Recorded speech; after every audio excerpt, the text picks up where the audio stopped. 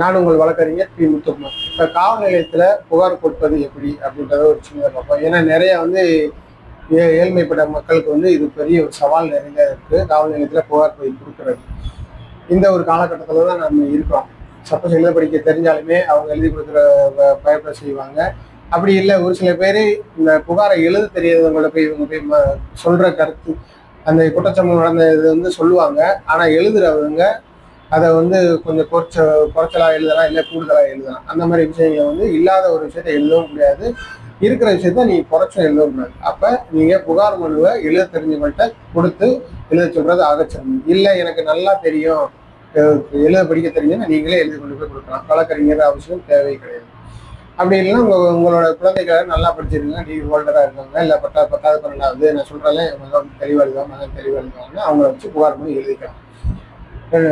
ரெண்டாவது விஷயம், புகார் மனுவில் என்னென்ன சாராம்சங்கள் இருக்கணும். ஒரு 3 விஷயங்கள் ரொம்ப தெளிவா இருக்கணும். அதுல அந்த ரைட் சைட் கார்னர்ல பார்த்தீங்கன்னா தேதி எழுதணும். 3 விஷயம். ஒன்று date of occurrence, place of occurrence, time of occurrence. குற்றச்சம்பவம் நடந்த நாள், குற்றச்சம்பவம் நடந்த இடம், குற்றச்சம்பவம் நடந்த தேதி. இது 3 கண்டிப்பான முறையில் இருக்கணும். அப்ப புகார் மனு எப்படி எழுதலாம்? ஒரு A4 ஷீட்ல பார்த்தீங்கன்னா வலது கை பக்கம் மேல டாப்ல தேதி நாள் போட்டு நீங்க எழுதிக்கணும். இப்ப யாருக்கு நீங்க அனுப்புற குற்ற சம்பவம் நடந்துருச்சு புகார் மனு கொடுக்க போறீங்க, அந்த புகார் மனு கொடுக்குற நபரை அனுப்புனரா நீங்க போடணும்.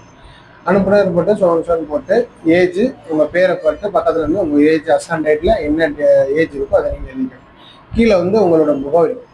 அதுக்கப்புறம் பார்த்தீங்கன்னா பெறுநர். இப்போ கிராமம் சிட்டி சைடாக இருந்தால், நகர்ப்புறமாக இருந்தாங்கன்னா காவல்துறை ஆய்வாளர்கிட்ட நீங்கள் புகார் பண்ணுங்க. இதே கிராமப்புறங்களாக இருந்தால் சார்பு ஆய்வாளர், உயர்திரு சார்பு ஆய்வாளர் அவர்கள் அப்படின்னு சொல்லி நீங்கள் போட்டு எந்த ஸ்டேஷனோ அந்த ஜூரிஸ்டிக்ஷன் சம்மந்தப்பட்ட ஸ்டேஷனுக்கு இந்த ஸ்டேஷனை எழுதிக்கலாம். 3வது, நீங்கள் என்ன விஷயம் ஆரம்பிக்கிறீங்க. நீங்கள் இப்போ நான் மேற்கண்ட முகவரியில் எனது குடும்பத்தில் வசித்து வருகிறேன் அப்படின்னு சொல்லி எழுதலாம். இல்லை நான் மேற்கண்ட முகவரில் வசித்து வருகிறேன் அப்படின்னு சொல்லி தான் நீங்கள் ஆரம்பிக்கணும். ஆரம்பித்தோடனே குற்றச்சம்பவம் எந்த இடத்துல நடந்துச்சு, எந்த டைமில் நடந்துச்சு, எந்த தேதியில் நடந்துச்சு, குற்றச்சம்பவத்தில் ஈடுபட்டவர்கள் யார். சப்போஸ் அது ஒருத்தரை கெட்ட வார்த்தையில திட்டலாம், அது ஒரு அஃபென்ஸாக இருக்கும், அதுக்கு ஒரு செக்ஷன் வரும். அப்போ ஒருத்தர் அடிச்சிருக்கலாம், அதனால ஒரு சின்ன காயம் ஏற்பட்டிருக்கும், அது ஒரு அஃபென்ஸ், அதுக்கு ஒரு செக்ஷன். இன்னொருத்தர் ஒரு ரொம்ப கொடூரமாக தாக்கி கொடூர ஆயுதங்களால் தாக்கியிருக்கலாம், அது ஒரு அஃபென்ஸ். அப்போ இந்த அஃபென்ஸ் எல்லாம் நீங்கள் செக்ஷன்ஸ் எல்லாம் ஆட் பண்ணணும். போலீஸ்க்கு உங்களோட புகார் மனுவை பார்த்தவொடனே திருப்திகரமாக இருக்கணும், டக்குனு எடுத்துக்கணும், இல்லை எந்த ஒரு மாடிஃபிகேஷனே பண்ணணும்னு சொல்லக்கூடாது. அப்படின்னா நீங்கள் எடுத்தோன்னே என்ன பண்ணணும், அந்த புகார் மனு தெளிவாக நீங்கள் எடுத்துக்கணும். அதுக்கு கண்டிப்பான முறையில் நீங்கள் நிதானமாக ஒரு நல்ல ஆள்கிட்ட நீங்கள் எழுதிக்கணும்.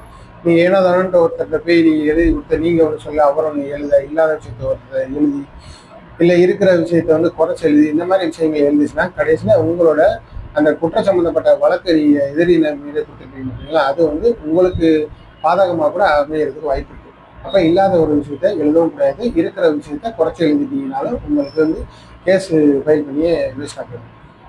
அப்போ இந்த மாதிரி டீட்டெயில்ஸ் எல்லாம் நீங்கள் கொடுத்து முடிச்சதும் புகார் மனு இப்போ தயார் நிலையில் இருக்கு. இப்போ புகார் மனு தயார் நிலையில் இருந்ததுக்கப்புறம் நீங்கள் 2 விஷயத்த ஒன்று பண்ணணும். இந்த புகார் மனு ரெடி பண்ணிட்டீங்க, நீங்கள் பார்ட்டி இன்விடேஷனை டைரெக்டாக போய் அந்த ஸ்டேஷன் ஹவுஸ் ஆஃபீஸர் இருப்பார். சப்போஸ் நீங்கள் காவல்துறை ஆய்வாளர் இருந்தால் நீங்கள் அவர்கிட்ட கொடுக்கலாம். அப்படி இல்லைன்னா அவர் சொல்லுவார் சார்பு ஆய்வாளர் சப் இன்ஸ்பெக்டர்கிட்ட கொடுங்க அப்படின்னு சொல்லுவார். அப்போ நீங்கள் சப் இன்ஸ்பெக்டருக்கு நீங்கள் கொடுக்கலாம். அவரும் இல்லை ரவுண்ட்ஸ் போயிட்டார் அப்படின்னா அதில் ஏட்டுன்னு ஒருத்தர் இருக்கா பார்த்தீங்களா, அந்த முதல் நிலை காவலர்னு ஒருத்தர் இருக்கார், அவர்கிட்ட போய் நீங்கள் கொடுக்கலாம். அப்படி இல்லைன்னா அவங்க வந்ததுக்கப்புறம் நீங்கள் வெயிட் பண்ணி கொடுக்க வேண்டிய நிலைமை ஏற்படும். எப்பயுமே ஸ்டேஷன் ஹவுஸ் ஆஃபீஸர்ன்றவர் காவல் நிலையத்தில் இருக்கணும். இல்லாத பட்சத்தில் நீங்கள் கொஞ்சம் வெயிட் பண்ணி கொடுக்குறதுனால தப்பு கிடையாது. இப்போ நீங்கள் புகார் மனுவை கொடுத்துட்டீங்க. இப்போ கொடுத்ததுக்கப்புறம் அவங்க உடனே ஆக்ஷன் எடுத்துருவாங்களா அப்படின்னா கொஞ்சம் அது சிரமம். அப்போ நான் கொடுத்ததுக்கு ஏதாச்சும் ஒரு சாட்சி, நான் புகார் மனு கொடுத்துருக்கீங்க, அவங்க எனக்கு எந்த ஒரு ரெசிப்ட்டுமே கொடுக்கல அப்படின்னா கண்டிப்பான முறையில் சிஎஸ்ஆர் போட்டு அவங்களுக்கு கொடுக்கணும். இந்த மாதிரி நான் இவர்கிட்ட இந்த நபர்கிட்ட புகார் நான் வாங்கியிருக்கேன் அப்படின்றதுக்கு ஒரு அத்தாட்சி தான் அந்த சிஎஸ்ஆர். இந்த சிஎஸ்ஆர் சப்போஸ் உங்களுக்கு கொடுக்கல அப்படின்னா நீங்கள் அந்த புகார் மனுவை ஒரு ஜெராக்ஸ் காப்பி எடுத்துக்கணும்.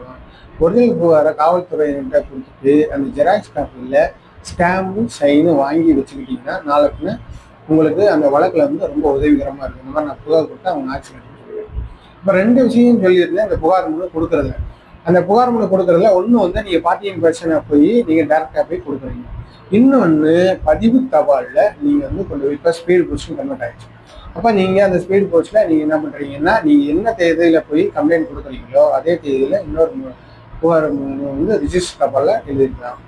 சப்போஸ் நீங்கள் கொடுக்கவே இல்லை அப்படின்னு சொல்லி ஒருவேளை காவல்துறையினர் உங்களுக்கு எகென்ஸ்ட் எதுவும் சொன்னாங்கன்னா கூட நீங்கள் பதிவு தபாலில் அக்னாலஜ்மெண்ட் கார்டை நீங்கள் அனுப்பிச்சிங்கன்னா அதில் வர ஏடி கார்டை வச்சுட்டு நீங்கள் வந்து ஃபர்தராக என்ன மூவ் பண்ணணுமோ அது எஸ்பி ஆஃபீஸ் எஸ்பி கம்ப்ளைண்ட் கொடுக்கலாம். அது போக நீங்கள் ஜுடிஷியல் மேஜிஸ்ட்ரேட்டுக்கும் நீங்கள் கம்ப்ளைண்ட் கொடுக்கலாம்.